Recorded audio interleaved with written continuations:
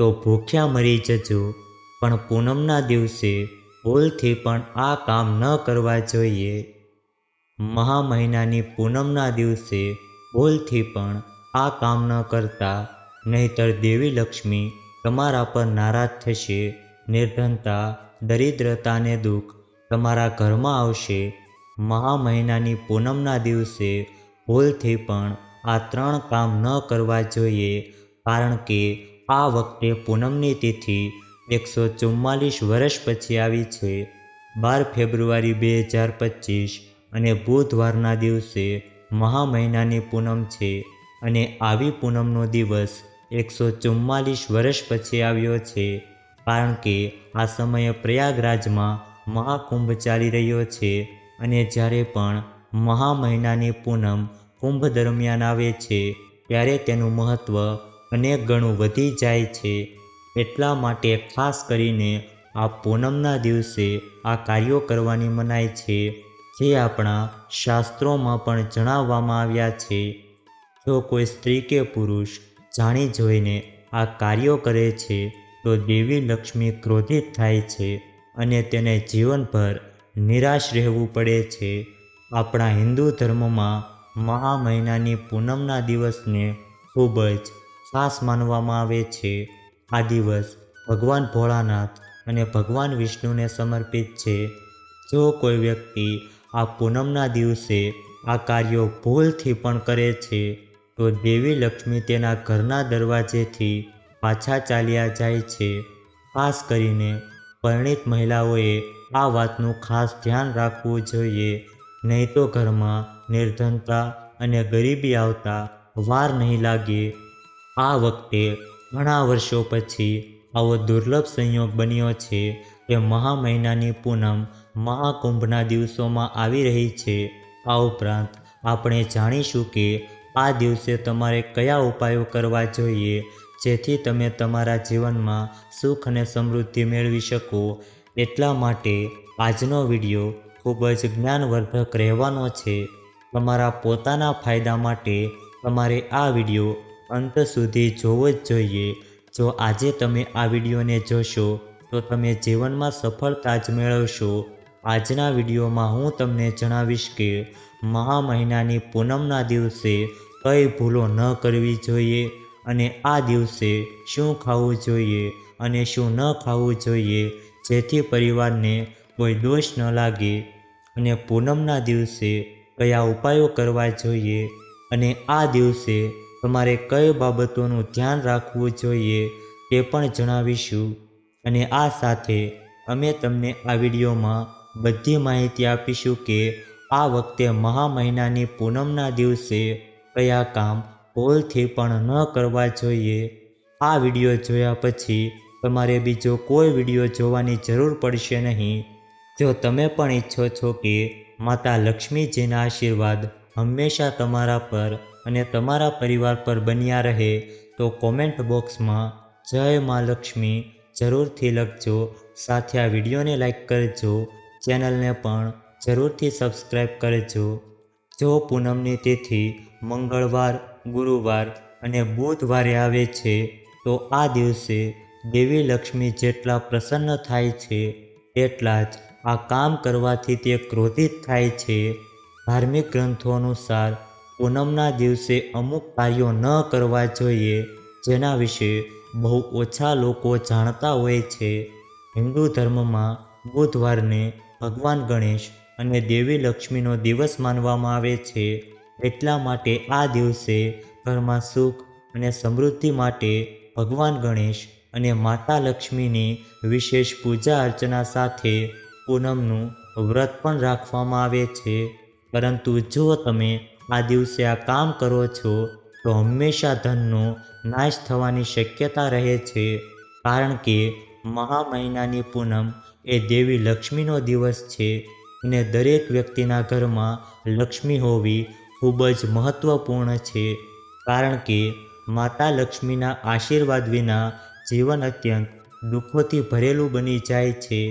આ સાથે પૂનમના દિવસે તમારે શું કરવું જોઈએ અને શું ન કરવું જોઈએ, તે પણ જણાવીશું. શાસ્ત્રો અનુસાર આ અત્યંત પવિત્ર અને શુભ તિથિએ કેટલાક કાર્યો કરવા પ્રતિબંધિત છે. આમ કરવાથી વ્યક્તિને જીવનમાં ઘણી સમસ્યાઓનો સામનો કરવો પડે છે અને ભગવાન વિષ્ણુ અને માતા લક્ષ્મીની નારાજગીનો પણ સામનો કરવો પડે છે. ચાલો જાણીએ મહા મહિનાની પૂનમના દિવસે કયા કાર્યો ભૂલથી પણ ન કરવા જોઈએ. મહા મહિનાની પૂનમના દિવસે મહિલાઓએ ભૂલથી પણ તુલસી માતાને પાણી ન ચડાવવું જોઈએ, કારણ કે આ દિવસે તુલસી માતા ઉપવાસ રાખે છે અને તુલસીને પાણી ચડાવવાથી તુલસી માતાનો ઉપવાસ તૂટી જાય છે, જેના કારણે તુલસી માતા આપણને આશીર્વાદ આપવાના બદલે આપણા પર ગુસ્સે થઈ શકે છે. અને માતા તુલસીને માતા લક્ષ્મીનું સ્વરૂપ માનવામાં આવે છે, તેથી માતા લક્ષ્મી ક્રોધિત થાય છે, જે આપણે ધન વગરનું બનીને ચૂકવવું પડી શકે છે. તેથી પૂનમના દિવસે ભૂલથી પણ તુલસીના છોડને પાણી અર્પણ ન કરો. તમે કોઈ ગંભીર પાપ કરી શકો છો. તેથી મહા મહિનાની પૂનમ એટલે કે 12 ફેબ્રુઆરીના રોજ ભૂલથી પણ જાણતા કે અજાણતા તુલસીના છોડ પર પાણી ન નાખો. અને આ વિડીયોને શક્ય તેટલો વધુ શેર કરો, જેથી તમારા પરિવારમાં કોઈ એવી ભૂલ ન કરે જેનાથી તમને ફાયદો થવાના બદલે નુકસાન થઈ શકે છે. પૂનમના દિવસે શ્રી હરિવિષ્ણુજી કે માતા લક્ષ્મીજીની પૂજામાં કાળા રંગના કપડાં પહેરવા જોઈએ નહીં. આ દિવસે પૂજા કરતી વખતે લાલ કે પીળા રંગના કપડાં પહેરવા જોઈએ. આપણા ધાર્મિક શાસ્ત્રોમાં સ્પષ્ટપણે લખ્યું છે કે પૂર્ણિમાનો દિવસ ભગવાન શ્રી હરિવિષ્ણુ અને માતા લક્ષ્મીજીનો દિવસ છે. આવી સ્થિતિમાં જો કોઈ વ્યક્તિ ભૂલથી પણ માંસ કે દારૂનું સેવન કરે છે, તો તે 7 જન્મો સુધી નિસંતાન રહે છે અને આવા લોકો આકસ્મિક અકસ્માતોનો ભોગ પણ બની શકે છે. એટલા માટે પૂનમના દિવસે સ્ત્રીઓએ અને પુરુષોએ ઘરમાં તામસિક વસ્તુઓનો ઉપયોગ ન કરવો જોઈએ અને તેમના પરિવારના કોઈ પણ સભ્યને પણ તે કરવા દેવું જોઈએ નહીં. ઉપરાંત મહા મહિનાની પૂનમના દિવસે ભૂલથી પણ તુલસીના પાન ન તોડવા જોઈએ. પૂનમના એક દિવસ પહેલાં તમે તુલસીના પાન તોડીને પૂજા કરી શકો છો, અથવા તો જો તુલસીના છોડ પાસે કેટલાક પાન પડેલા હોય તો તમે તેને ધોઈને પૂજામાં વાપરી શકો છો. મહા મહિનાની પૂનમના દિવસે તમારે મન શાંત રાખવું જોઈએ. આ દિવસે કોઈની સાથે લડાઈ કે ઝઘડો ન કરવો જોઈએ. આ સાથે મહા મહિનાની પૂનમના દિવસે ભાત એટલે કે ચોખા ન ખાવા જોઈએ, કારણ કે પૂનમના દિવસે ભાત ખાવાથી દાન, પુણ્ય, ધર્મ વગેરેને પુણ્ય ગણીને કરવામાં આવેલ કાર્ય પણ પાપ બની જાય છે. અને પૂર્ણિમાના દિવસે તમારે ક્યારેય તમારા ઘરના મુખ્ય પ્રવેશદ્વાર પર બૂટ, ચપ્પલ કે સાવરણી ન રાખવી જોઈએ. જો કોઈ વ્યક્તિ પોતાના ઘરના મુખ્ય પ્રવેશદ્વાર પર સાવરણી કે ચપ્પલ રાખે છે, તો માતા લક્ષ્મી તરત જ મુખ્ય પ્રવેશદ્વારથી પાછા ફરે છે અને માતા લક્ષ્મી ગુસ્સે થઈને પાછા જાય છે. અને જે ઘરમાં દેવી લક્ષ્મી પ્રવેશ કરતા નથી, તે ઘરમાં દરિદ્રતા રહે છે. તમે જોયું જ હશે કે લગભગ દરેક વ્યક્તિ પોતાના મુખ્ય પ્રવેશદ્વાર પર લીંબુ અને લીલા મરચાં કેમ લટકાવતા હોય છે? તેને લટકાવવા પાછળનું કારણ શું છે? તો લીંબુ અને લીલા મરચાં દરિદ્રતાનો આહાર છે, અને જ્યારે તેને મુખ્ય દરવાજા પર તે આહાર મળે છે, ત્યારે તે તમારા ઘરમાં કે રસોડામાં પ્રવેશ કરશે નહીં. એટલા માટે એવું પણ કહેવાય છે કે પૂનમના દિવસે લીંબુ અને મરચાં લટકાવવાથી ઘરમાં ગરીબી આવતી નથી. તમારામાંથી મોટા ભાગના લોકો એવું પણ પૂછે છે કે માતા લક્ષ્મી અમારા ઘરમાં કેમ નથી આવતા? તો જુઓ, જે ઘરમાં લોકો સ્ત્રીઓનું અપમાન કરે છે, ત્યાં લક્ષ્મી ક્યારેય આવતા નથી.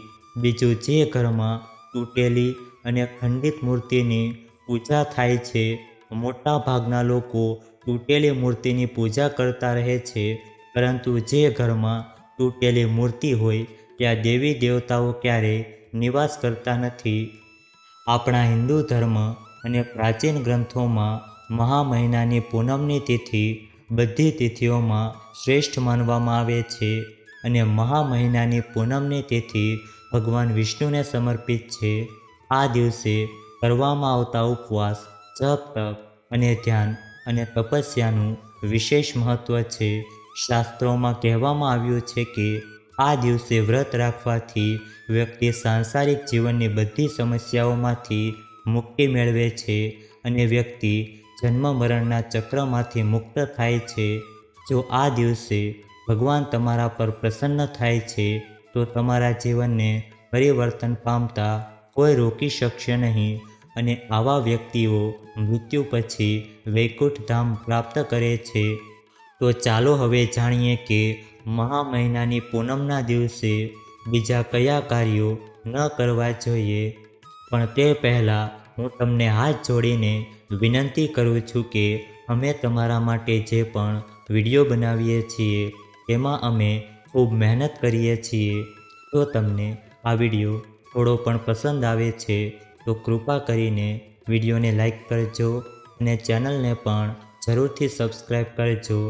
તો ચાલો હવે જાણીએ કે મહા મહિનાની પૂનમના દિવસે બીજા કયા 7 કામ ન કરવા જોઈએ. ભૂલથી પણ આ વસ્તુઓનું દાન ન કરો. તો પૂનમના દિવસે દાન કરવું સારું માનવામાં આવે છે, પરંતુ આ દિવસે કેટલીક વસ્તુઓનું દાન કરવું શુભ માનવામાં આવતું નથી. મહા મહિનાની પૂનમના દિવસે સરસવના તેલનું દાન કરવાનું ટાળવું જોઈએ. એવું માનવામાં આવે છે કે સરસવના તેલનું દાન કરવાથી શનિ ગ્રહ નબળો પડે છે. આનાથી તમારા ભૌતિક સુખમાં ઘટાડો થાય છે. આ દિવસે ભૂલથી પણ તામસિક વસ્તુઓનું દાન ન કરવું જોઈએ. આ તમારી કુંડળીમાં દેવી લક્ષ્મી અને શુક્ર ગ્રહની સ્થિતિ નબળી પાડે છે અને આ દિવસે તમારે કોઈને લોખંડ કે લોખંડની બનેલી કોઈ પણ વસ્તુ ન આપવી જોઈએ. પૂનમના દિવસે પતિ અને પત્નીએ ભૂલથી પણ એકબીજા સાથે ઝઘડો ન કરવો જોઈએ. એવું માનવામાં આવે છે કે આ મતભેદ મોટી સમસ્યાઓ ઊભી કરે છે. પૂનમના દિવસે એવું કંઈ ન કરો જેનાથી તમારા વૈવાહિક જીવનમાં મુશ્કેલી આવી શકે. જમીન કે ઘર ખરીદવું એ દરેક વ્યક્તિનું સપનું હોય છે. એટલા માટે લોકો ઘણીવાર મિલકત સંબંધિત બાબતો માટે જ્યોતિષની સલાહ લે છે. જો તમે મિલકત ખરીદવાનું વિચારી રહ્યા છો તો પૂનમના દિવસે આ કામ ન કરો. પૂનમના દિવસે મિલકત સંબંધિત કોઈ પણ કાર્ય કરવાથી તમને નુકસાન થઈ શકે છે. આ સાથે તમારે મહા મહિનાની પૂનમના દિવસે કાળા રંગની વસ્તુઓનું દાન કરવાનું પણ ટાળવું જોઈએ. હવે પછીની વાત એ છે કે મહા મહિનાની પૂનમના દિવસે સ્ત્રીઓનું અપમાન ન કરો. ખરેખર સ્ત્રીનું અપમાન ક્યારેય પણ ન કરવું જોઈએ. માતા લક્ષ્મીને સ્ત્રીનું સ્વરૂપ માનવામાં આવે છે. આવી સ્થિતિમાં જો તમે પૂનમના દિવસે કોઈ પણ સ્ત્રીનું અપમાન કરો છો તો તે દેવી લક્ષ્મીનું અપમાન માનવામાં આવે છે. જે ઘરમાં સ્ત્રીઓનું સન્માન નથી થતું ત્યાં માતા લક્ષ્મી ક્યારેય આવતા નથી. મહા મહિનાની પૂનમના દિવસે ભૂલથી પણ માંસાહારી ખોરાક ન ખાવો જોઈએ. આ ઉપરાંત આ દિવસે મદિરાનું સેવન પણ ન કરવું જોઈએ. જો શક્ય હોય તો મહા મહિનાની પૂનમના દિવસે સંપૂર્ણપણે સાત્વિક ખોરાક ખાઓ. આ દિવસે માંસ અને મદિરાનું સેવન કરવાથી ઘરમાં અશાંતિ આવે છે અને દેવી લક્ષ્મી ક્રોધિત થાય છે. ચાલો હવે અમે તમને 12 ફેબ્રુઆરી અને બુધવારના દિવસે એટલે કે પૂનમના દિવસે કરવામાં આવતા કેટલાક ઉપાયો વિશે જણાવીશું. તે તમારા જીવનમાં પરિવર્તન લાવી શકે છે.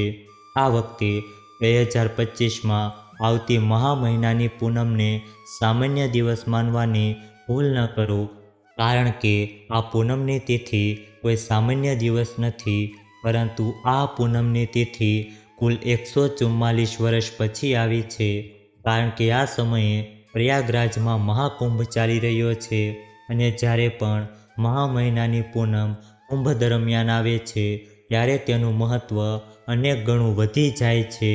શાસ્ત્રોમાં જણાવેલી માન્યતા મુજબ આ દિવસે કરવામાં આવતી પૂજા વ્યક્તિના બધા જન્મોના પાપો ધોઈ નાખે છે અને આપણને સુખ, સમૃદ્ધિ અને શાંતિના અદ્ભુત આશીર્વાદ પ્રાપ્ત થાય છે. તેથી જો આ દિવસે તમે આ ચમત્કારિક છોડના મૂળ સાથે સંબંધિત આ ખાસ ઉપાય યોગ્ય સમય અને શુભ મુહૂર્તનું પાલન કરીને અમારા દ્વારા જણાવેલ રીતે કરો છો તો વિશ્વાસ કરો કે તેને તમારા જીવનમાં પહેર્યાના થોડા દિવસોમાં તમારા જીવનમાં સુખ સમૃદ્ધિ આવશે અને પછી કોઈ તમને તમારા જીવનમાં પ્રગતિ કરતાં રોકી શકશે નહીં અને તમારી દરેક ઈચ્છા પૂર્ણ થશે અને તમારું આખું ઘર ખુશીઓથી ભરાઈ જશે. તમારી કુંડળીના બધા નક્ષત્રો અને ગ્રહો તમને સાથ આપશે. મહાકુંભમાં આવેલા દુર્લભ સંતો અને ઋષિઓએ આ ચમત્કારિક છોડના મૂળના ચમત્કારો વિશે જણાવ્યું છે, કારણ કે આ કોઈ સામાન્ય છોડનું મૂળ નથી. શાસ્ત્રોમાં તેને એક એવો છોડ માનવામાં આવે છે જે ચુંબકની જેમ સુખ અને સમૃદ્ધિને આકર્ષે છે. જો તમે 144 વર્ષ પછી એક દુર્લભ સંયોગમાં આવેલી આ મહા મહિનાની પૂનમ ચૂકી જાઓ છો તો તમારે ફરીથી 144 વર્ષ રાહ જોવી પડશે. એટલે કે આ તક 144 વર્ષ પછી જ ફરી મળશે, જે આપણા માટે જોવું શક્ય નહીં બને. અમે ફક્ત એટલું જ કહીશું કે ભગવાન દરેક વ્યક્તિને જીવનમાં ધનવાન બનવા માટે કેટલીક સુવર્ણ તકો આપે છે. આ વખતે સુવર્ણ તક મહા મહિનાની પૂનમે આવી ગઈ છે, જે ફરી ક્યારેય આવવાની નથી. તેથી આ વિડીયો ખૂબ જ મહત્ત્વપૂર્ણ બની જાય છે. શાસ્ત્રોમાં કહેવામાં આવ્યું છે કે આ છોડના મૂળમાં ત્રિદેવ બ્રહ્મા, વિષ્ણુ અને મહેશ પોતે નિવાસ કરે છે. આ ખાસ છોડના મૂળમાં સમગ્ર બ્રહ્માંડ સમાયેલું હોવાનું માનવામાં આવે છે. તો જો તમે 12 ફેબ્રુઆરી મહા મહિનાની પૂનમના દિવસે આ ખૂબ જ ખાસ અને દુર્લભ છોડના મૂળને લાવીને પહેરશો તો તે તમને સફળતા પ્રાપ્ત કરવામાં મદદ કરશે, કારણ કે તે ફક્ત આ એક છોડના મૂળને પહેર્યા પછી તમને ત્રિદેવ બ્રહ્મા, વિષ્ણુ અને મહેશનો એવો આશીર્વાદ પ્રાપ્ત થશે. જો આપણે બધા આપણા જીવનમાં કોઈને કોઈ સમસ્યાનો સામનો કરીએ છીએ, પછી ભલે તે પૈસા, પરિવાર, નોકરી, વ્યવસાય સંબંધિત સમસ્યા હોય, તમારી સમસ્યા ગમે તે હોય, પછી ભલે તે સ્વાસ્થ્ય સંબંધિત હોય કે બાળકો સંબંધિત, તમારી બધી સમસ્યાઓ થોડા જ સમયમાં દૂર થઈ જશે. તો ચાલો જાણીએ કે તમારે આ ખાસ છોડના મૂળને કેવી રીતે પહેરવું અને આ કયો છોડ છે. અમે તમને આ બધી માહિતી જણાવવા જઈ રહ્યા છીએ, પણ તે પહેલાં કોમેન્ટ બોક્સમાં જય મા લક્ષ્મી જરૂરથી લખજો. આ છોડ એટલો ચમત્કારિક છે કે આપણા પ્રાચીન ગ્રંથોમાં પણ તેની પ્રશંસા કરવામાં આવી છે. જૂના સમયના વડીલો તેના મહિમાથી સારી રીતે વાકેફ છે, તેથી જ્યાં પણ તે આ ચમત્કારી છોડ જુએ છે તે તરત જ તેને માન આપે છે અને તેનાથી સંબંધિત આ ઉપાય કરે છે. શાસ્ત્રોમાં આપેલા જ્ઞાન મુજબ જો તમે મહા મહિનાની પૂનમના દિવસે આ છોડના મૂળને ધારણ કરશો તો તમને તમારા પૂર્વજોના આશીર્વાદ મળશે. તમે તમારી આસપાસ પા માર્ગનો છોડ, જેને અઘેડો પણ કહેવામાં આવે છે, આ છોડ પોતે ખૂબ જ ફાયદાકારક માનવામાં આવે છે. જેઓ તેનો મહિમા જાણે છે તેઓ ખૂબ જ ભાગ્યશાળી છે. આપણા શાસ્ત્રોમાં જ તેનો મહિમા એક કે બે વાર નહીં, પરંતુ ઘણી વાર વર્ણવવામાં આવ્યો છે. આજે હું તમને લક્ષ્મી પ્રાપ્તિનો ઉપાય જણાવીશ, કારણ કે માતા ગંગા તેના મૂળમાં રહે છે અને બ્રહ્મા, વિષ્ણુ, મહેશ તેના પાંદડા, ડાળી અને ફળોમાં રહે છે. તો જો તમે આ છોડના મૂળનો યોગ્ય રીતે ઉપયોગ કરશો તો ચોક્કસપણે ભગવાન શ્રી હરિ વિષ્ણુ તમારાથી પ્રસન્ન થશે. અને તમારે સમજવું જોઈએ કે જ્યાં ભગવાન વિષ્ણુ ખુશ હોય છે ત્યાં દેવી લક્ષ્મી આપમેળે આવે છે, અને જ્યારે દેવી લક્ષ્મી આવે છે ત્યારે જીવનમાંથી બધી સમસ્યાઓ અને દુઃખનો નાશ થાય છે. તમને તમારા જીવનમાં પ્રગતિ કરતા કોઈ રોકી શકશે નહીં. તમારી દરેક ઈચ્છા પૂર્ણ થશે, તમારું ઘર ખુશીઓથી ભરાઈ જશે. એટલા માટે તમારે આ વિડીયો અંત સુધી જોવો જ જોઈએ, કારણ કે અમે તમને બધું વિગતવાર જણાવીશું. અપામાર્ગનો છોડ, જેને અઘેડો પણ કહેવામાં આવે છે, આ છોડ કોઈ સામાન્ય છોડ નથી, પણ એક આશીર્વાદ સમાન છે. તમે તમારા વિસ્તારમાં જોયું જ હશે કે વૃદ્ધ લોકો તેનો ઉપયોગ કેવી રીતે થાય છે. એ કહેતા હશે તો જુઓ, ઘણા લોકો દાંત સાફ કરવા માટે આ છોડનો ઉપયોગ કરે છે. અમે તમને છોડ વિશે, તેના થડ વિશે, તેના પાંદડા વિશે, તેના બીજ વિશે જણાવીશું, અને ફૂલ અને મૂળ વિશે પણ મહત્વપૂર્ણ માહિતી આપીશું. તેથી તેનો દરેક ભાગ ખૂબ જ મહત્વપૂર્ણ છે. એટલા માટે આ છોડ વિશે જાણવું ખૂબ જ મહત્વપૂર્ણ છે. આ અઘેડો છોડ તમારી આસપાસ સામાન્ય રીતે જોવા મળતો હશે. આ છોડની ઊંચાઈ આશરે 60થી 120 સેન્ટીમીટર હોય છે.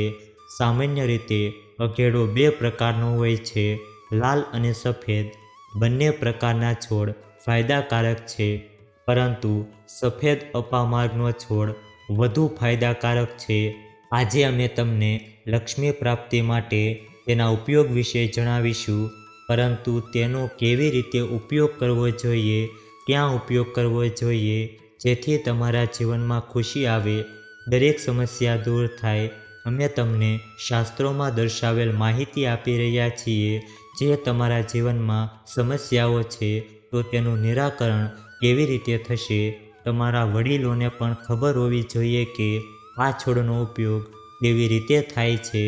અને અમે તમને શરૂઆતથી જ કહેતા આવ્યા છીએ કે બધા દેવતાઓ આ છોડમાં નિવાસ કરે છે. જો તમે શનિની સાડાસાતીથી પરેશાન છો તો તે પણ દૂર થઈ જશે. તમારે જાણવું જ જોઈએ કે જે વ્યક્તિ શનિની સાડાસાતીથી પ્રભાવિત થાય છે તેને ક્યારેય જીવનમાં સફળતા મળતી નથી. તેને ઘણી મુશ્કેલીઓનો સામનો કરવો પડે છે. જો તમારે મુશ્કેલીઓનો સામનો કરવો પડે છે તો તે શનિના સાડાસાતીના પ્રભાવને પણ દૂર કરે છે. કારણ કે આ છોડમાં બ્રહ્મા, વિષ્ણુ અને મહેશનો નિવાસ જોવા મળે છે. એટલા માટે તે ખૂબ જ શક્તિશાળી છોડ છે.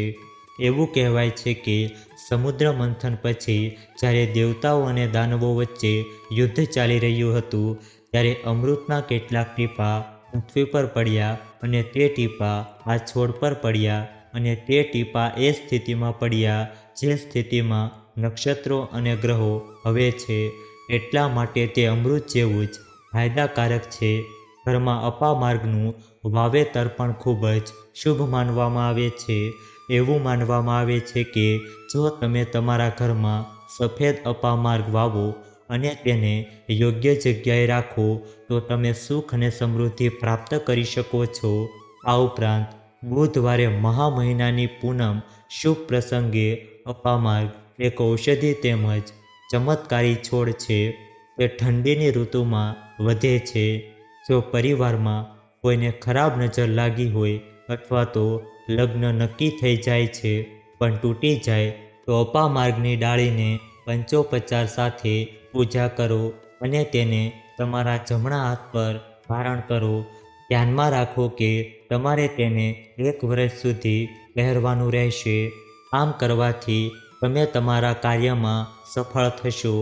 તો ચાલો હવે આપણે કેટલાક વધુ ઉપાયો વિશે જાણીએ. તમે બધા જાણો છો કે વર્ષ 2025માં મહા મહિનાની પૂનમનો દિવસ બુધવાર 12 ફેબ્રુઆરીના રોજ સમગ્ર વિશ્વમાં ખૂબ જ ધામધૂમથી ઉજવવામાં આવશે. આપણા શાસ્ત્રોમાં આપેલા સૂચનો અનુસાર જો આ દિવસે તુલસી માતાના મૂળ સાથે સંબંધિત કેટલાક સરળ પણ અસરકારક ઉપાયો કરવામાં આવે તો તમારું જીવન ધન, સુખ અને સમૃદ્ધિથી ભરાઈ જશે. તેમજ આ દિવસે કુંડળીમાં રહેલા તમામ દોષોથી બચવા માટે કેટલાક ખાસ ઉપાયો કરવામાં આવે છે, જેમાં સૌથી મોટો ઉપાય તુલસીના મૂળનો ઉપાય છે. તો આ દિવસે તમે તુલસીની પૂજા અમારા દ્વારા જણાવેલી રીતથી કરો અને કારકિર્દી અને વ્યવસાયમાં પ્રગતિ માટે આપણા શાસ્ત્રોમાં દર્શાવેલ ઉપાયો અપનાવો. તો ફક્ત આ કરવાથી ભગવાન શ્રી લક્ષ્મીનારાયણનો આશીર્વાદ મેળવી શકાય છે. આનાથી નાણાકીય સ્થિતિ સુધારવામાં અને જીવનની બધી મુશ્કેલી દૂર કરવામાં પણ મદદ મળશે. હિન્દુ પંચાંગ મુજબ આ વર્ષે મહા મહિનાની સુદ પક્ષની પૂનમની તિથિ 11 ફેબ્રુઆરી 2025ના રોજ સાંજે 6:55 વાગ્યે શરૂ થશે અને બીજા દિવસે સાંજે 7:22 વાગ્યે સમાપ્ત થશે. આવી સ્થિતિમાં ઉદય તિથિ અનુસાર પૂનમની તિથિ 12 ફેબ્રુઆરી 2025ના રોજ ઉજવવામાં આવશે.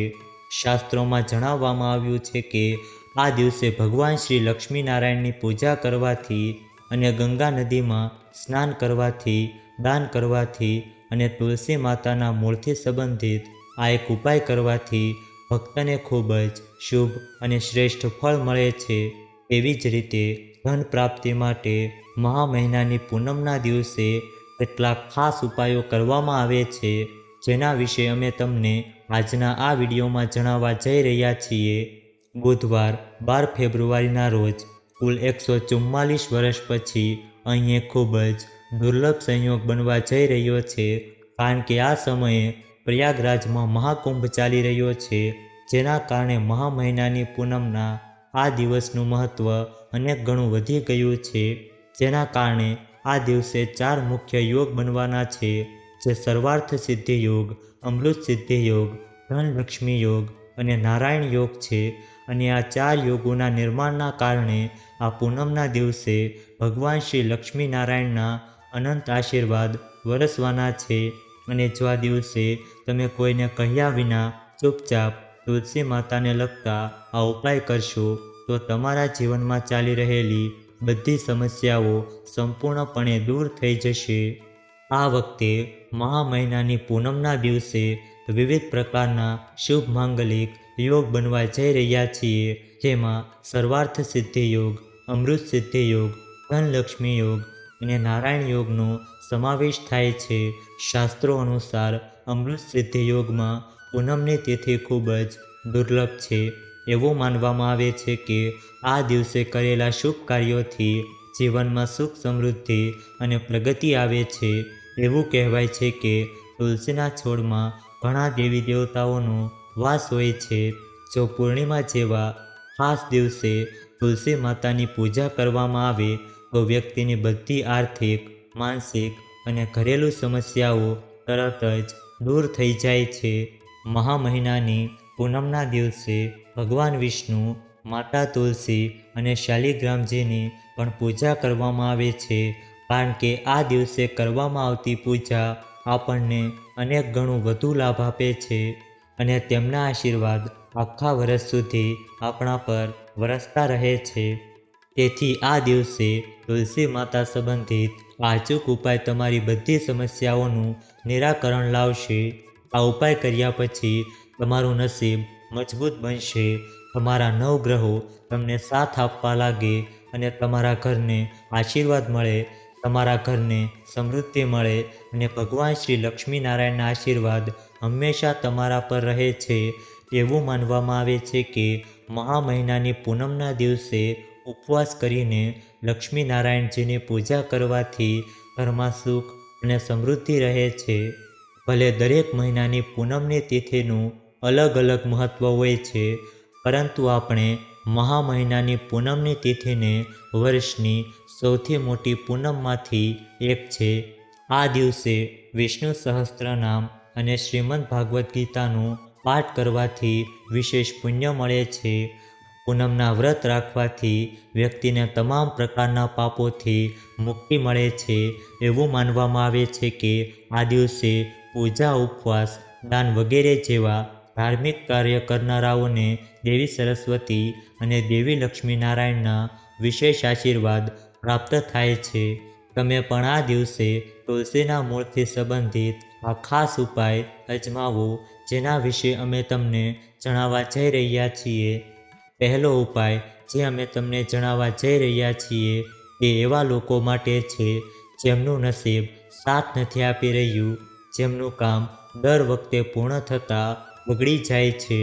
જો તમારી સાથે પણ આવું જ કંઈક થઈ રહ્યું છે તો શક્ય છે કે તમારી કુંડળીના ગ્રહો તમારા પક્ષમાં ન હોય, અથવા તો તમારી કુંડળીના કોઈ પણ ભાવમાં કોઈ ગ્રહ આક્રમક સ્થિતિમાં હોય, જેના કારણે તમે જીવનમાં સમસ્યાઓનો સામનો કરી રહ્યા છો. તો આ સમસ્યાના ઉકેલ માટે જ્યોતિષશાસ્ત્રમાં કેટલાક ખૂબ જ ચમત્કારિક ઉપાયો જણાવવામાં આવ્યા છે, જે ખાસ કરીને પૂનમના દિવસે કરી શકાય છે.